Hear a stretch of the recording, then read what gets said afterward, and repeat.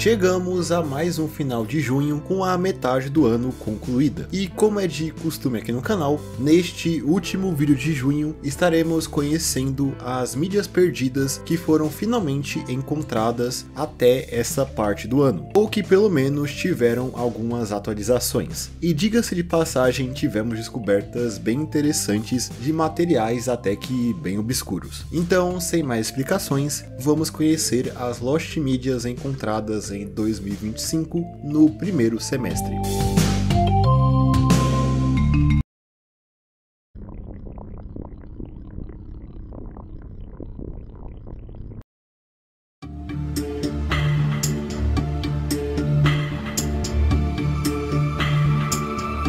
Durante o final dos anos 90, o estúdio Media X estava desenvolvendo um jogo chamado Big Brother, que não está relacionado ao reality show lá, mas sim ao livro distópico de George Orwell, 1984, que nele existe o personagem símbolo conhecido como o Big Brother, ou o Grande Irmão, líder do estado autoritário da Oceania, que é dito por sempre estar observando seus habitantes. Esse jogo que estava sendo produzido era pensado como uma sequência da história presente no livro, e ele seria de aventura em primeira pessoa, com puzzles que o jogador deveria resolver nas fases, possuindo também um avançado sistema de animações faciais e gráficos até que avançados para a época, com ele sendo pensado para ser lançado para o PC em 1998, aparecendo até na E3 daquele ano. Mas apesar do desenvolvimento do jogo ter avançado consideravelmente nesses anos, a Media X encerrou a produção do jogo em 1999, nunca o lançando oficialmente. Parece que a empresa perdeu os direitos da obra durante os estágios finais da produção, com a dona dos direitos até tentando procurar outra desenvolvedora para finalizar o jogo, mas sem sucesso, tornando assim um jogo perdido, tendo nenhuma build jogável do Big Brother disponível. Uma versão do jogo só foi disponibilizada em 1º de março de 2025, quando o usuário Shid Troll disponibilizou uma demo de 1999 do jogo no Internet Archive, que apesar de ser uma demo, ela possui nos seus arquivos todas as outras fases do jogo, possibilitando que tudo que foi feito para o jogo possa ser jogado hoje em dia.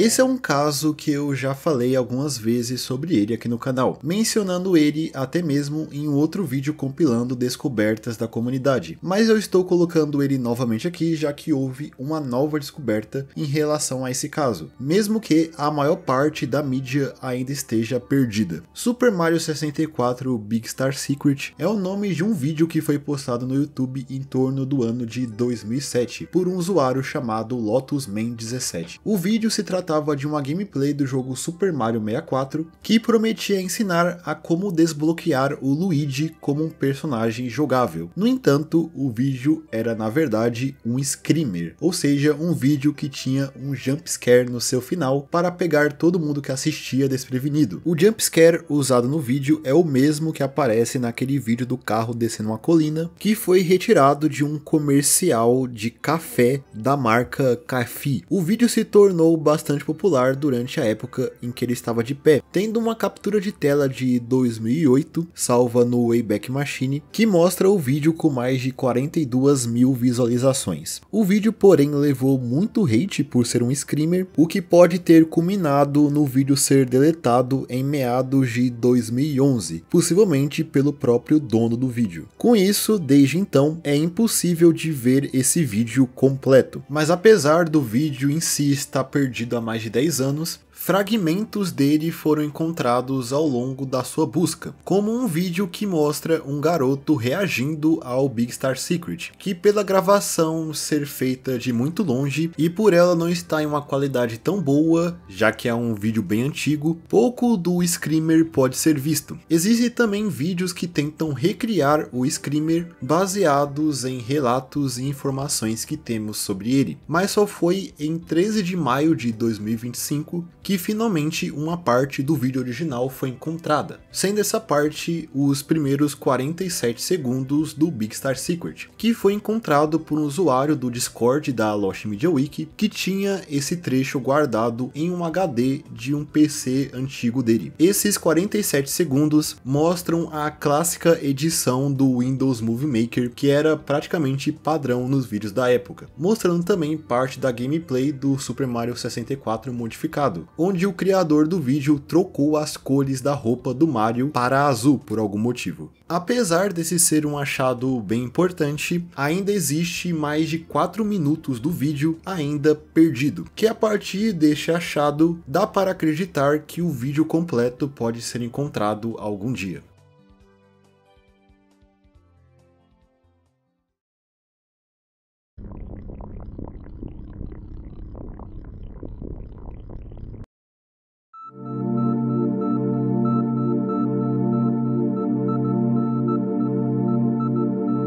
O Golden Bat é um super-herói japonês que foi criado em torno de 1930. Nas histórias, ele tem suas origens na cidade perdida de Atlantis, e dentre os seus poderes, ele tinha a super força e a habilidade de voar.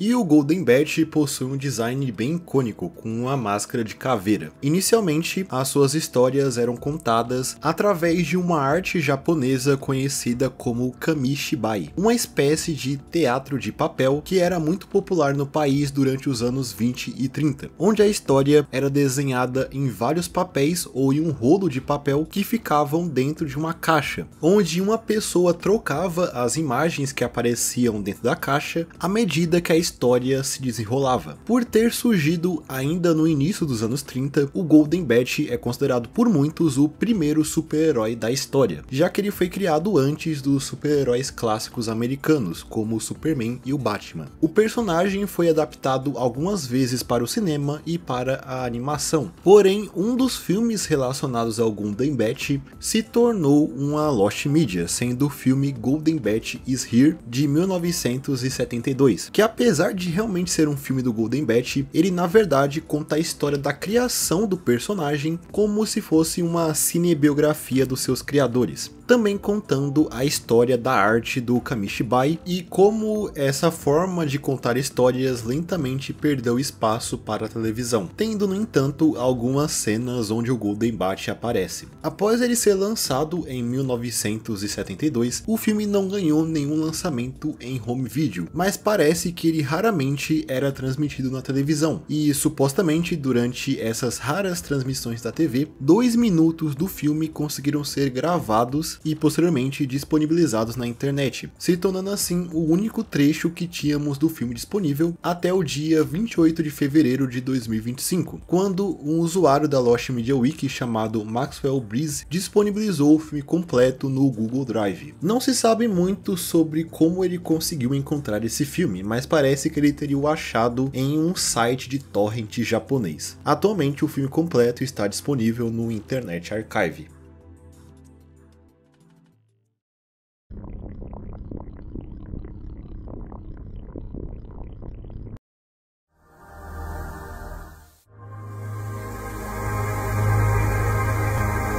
Definitivamente um dos projetos mais bizarros da história do cinema é o filme experimental Cura para a Insônia, lançado em 1987 e dirigido por John Henry Timmis IV, que é conhecido por ser um dos filmes mais longos da história, tendo cerca de 87 horas, ou se você preferir, 5.220 minutos. Ele por um momento até foi o filme mais longo já produzido, mesmo já tendo perdido esse posto. A figura principal do filme é o autor e artista L.D. Gruban, que passa praticamente o filme inteiro lendo um poema de 4.080 páginas que ele mesmo escreveu, que tem o mesmo título do filme, enquanto ele é frequentemente interrompido por heavy metal e cenas retiradas de filmes mais 18. Agora imagina isso por 87 horas seguidas. Esse filme tem o intuito de, assim como não entrega, curar a insônia de quem assiste, mas eu não acredito que isso seja muito efetivo. O filme foi exibido no Instituto de Arte de Chicago em 1987 e ficou sendo transmitido de 31 de janeiro a 3 de fevereiro. E é certo que ninguém ficou lá assistindo o filme inteiro. Dado ao seu tamanho nada comercial e a sua abordagem bastante experimental, o filme nunca foi distribuído de uma forma mais geral, nunca tendo lançamentos em home video ou até mesmo na internet, assim estando atualmente indisponível para ser assistido. E desde a sua única exibição, nada do filme estava disponível até o dia 1º de março de 2025. Quando a empresa Bleeding School, que é especializada em lançar projetos alternativos do cinema para a mídia física, anunciaram o lançamento em Blu-ray de uma coletânea de trabalhos do John Henry Timmis, o diretor de Cura para a Insônia, que se chama Cannibal Orgy. Nesse Blu-ray foi disponibilizado uma pequena cena de Cura para a Insônia, sendo um trecho que tem 1 minuto e 25 segundos de duração, e parece ser a introdução do filme, com os créditos iniciais e o seu título aparecendo, junto de uma gravação de uma cidade que é cortada para uma explosão do nada. Nenhuma cena do L.D. Gruban está disponível nesse pequeno trecho, que comparado às 87 horas de duração do filme, parece nada, mas já é alguma coisa, né?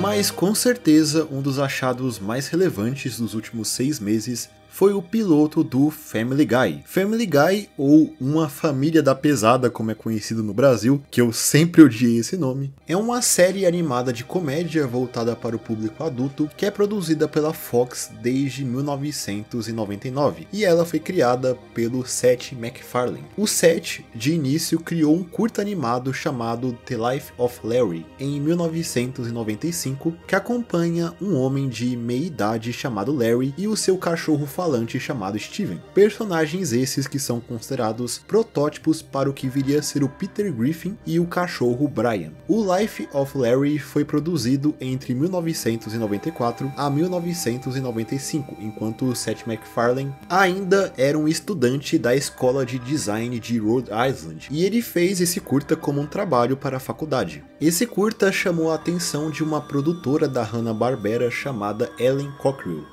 que fez com que Seth começasse a trabalhar dentro da Hanna-Barbera, produzindo lá uma série de curtas do Larry e Steve para o programa Watch a Cartoon, que era transmitido na Cartoon Network. Eles foram transmitidos no canal durante o ano de 1997. Por passar em um canal voltado para o público infantil, o Larry e Steve era mais leve do que veio se tornar Family Guy, que começou a nascer quando o Seth MacFarlane foi contatado pelos executivos da Fox que se interessaram no desenho, possibilitando ele de criar uma versão mais adulta daqueles personagens. A Fox então, em 1998, deu para MacFarlane $50 mil para produzir um episódio piloto para Family Guy, um valor considerado baixo para produzir um episódio animado. Ele passou então os próximos 6 meses produzindo esse episódio, que no fim teve a duração de 16 minutos. Após concluir o piloto, a Fox deu luz verde para que Family Guy se tornasse de fato uma série animada, com a história do episódio piloto sendo recriada no primeiro episódio da série, que se chama Death Has a Shadow. As grandes diferenças do episódio para o piloto estão no design dos personagens, como é o caso da Lois, que é loira, e da Meg, que veste uma camisa branca e uma calça e touca azul, além de cenas que estão presentes no piloto que não foram adaptadas para o episódio oficial na série. O piloto nunca foi oficialmente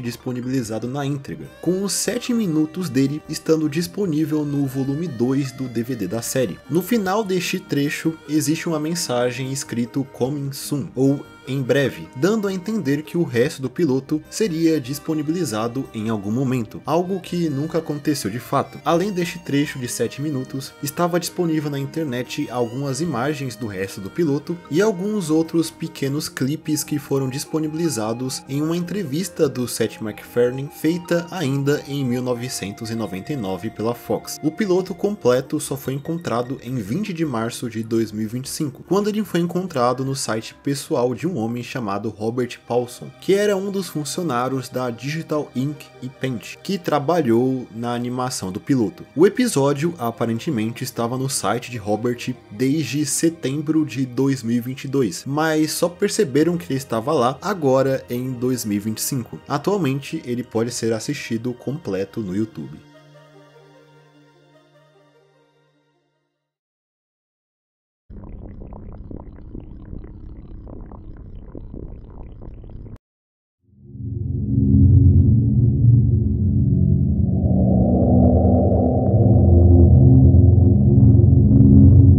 E por fim, temos uma Lost Media bem estranha relacionada a um talk show americano chamado Tonight Show, apresentado pelo Jay Leno, que foi produzido de 1992 a 2009, assim produzindo em toda a sua história mais de 4.000 episódios, que muitos desses se perderam pelo tempo. Mas existe um episódio em específico desse talk show que perturbou algumas pessoas que o viram na época, gerando assim diversos relatos desse episódio na internet. Existe, por exemplo, um post feito no 4chan, onde um usuário se recorda desse episódio do Tonight Show, onde um mágico subiu ao palco para fazer um truque com sua assistente, sendo aquele clássico truque de cortar uma pessoa ao meio. Mas nesse caso, segundo o relato desse usuário, o truque de mágica não deu certo, já que quando o mágico começou a cortar a caixa em que a sua assistente estava, a mulher começa a gritar para ele parar, como se ela estivesse realmente se cortado ou prestes a ser cortada.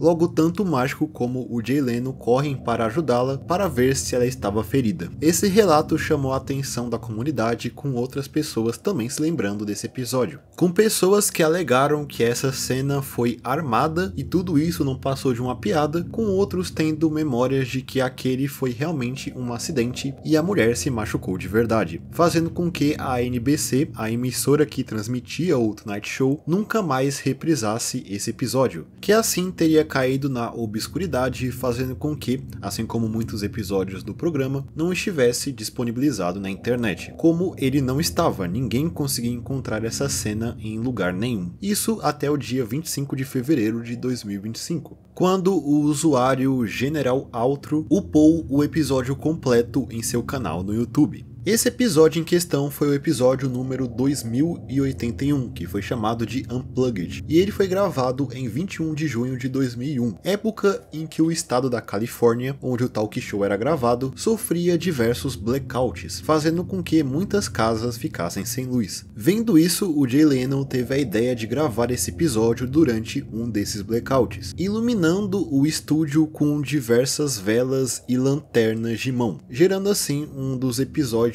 mais diferentes da história do programa. Um dos convidados desse episódio foi o ator e comediante Arsenio Hall, que já atuou em filmes bem conhecidos, como o clássico Príncipe de Nova York, ao lado do Ed Murphy. No programa, além de ter uma entrevista com Jay Leno, ele decidiu apresentar um número de mágica, já que antes de virar ator, o Arsenio Hall já trabalhou como mágico. E de fato, ele fez aquele truque de cortar uma mulher no meio, e assim como os relatos indicavam, o truque não deu certo, e quando Hall desce a serra, a mulher dá um grito como se ela tivesse se machucado. Logo, o truque é interrompido e o programa corta para os comerciais. E o mais bizarro de tudo é que quando o programa volta dos comerciais, esse incidente não é mais mencionado, com o Jay Leno o apresentando como se nada tivesse acontecido, o que deixa a situação ainda mais desconfortável. Mas vendo essa cena hoje, tudo parece mesmo uma grande piada, que talvez não foi executada da melhor forma, destoando bastante do tipo de humor presente no programa. Felizmente, ao que parece, ninguém se feriu de verdade, mas o fato disso ter acontecido com todas as luzes do estúdio apagada deixa a situação realmente bem estranha, e é bastante compreensível que muita gente tenha essa cena marcada na memória.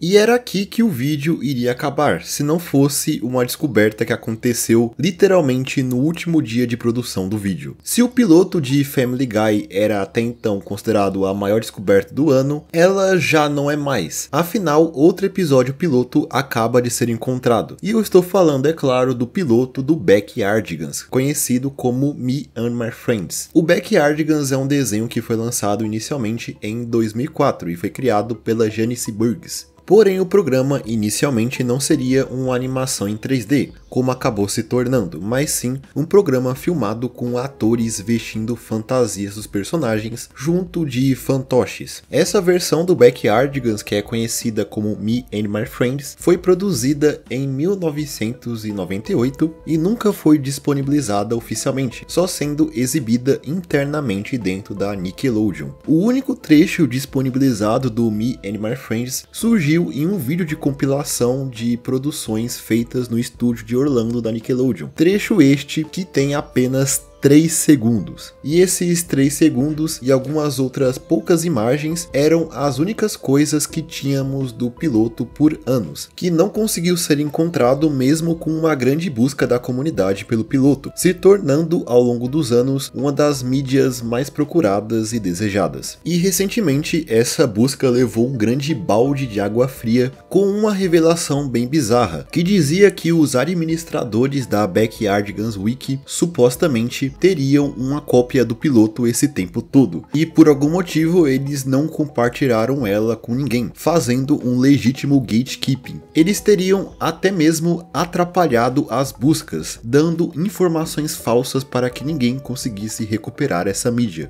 Mas mesmo assim, simplesmente do nada, no dia 27 de junho de 2025, vulgo o dia em que eu estou editando esse vídeo, o piloto simplesmente apareceu do nada no YouTube, sem muitas explicações. Até o momento não se sabe como essa pessoa conseguiu encontrar o piloto e disponibilizá-lo na internet, mas ele está lá completo para todo mundo assistir, com agora a gente podendo ver os personagens se movimentando por mais de 3 segundos. Porém, pelo visto, a Paramount, que é dona dos direitos do Backyardigans, está derrubando uploads do piloto no YouTube. Logo, eu tenho que tomar cuidado de quanto o piloto eu posso mostrar no vídeo. Mas, felizmente, ele já foi baixado diversas vezes e está disponível no Internet Archive.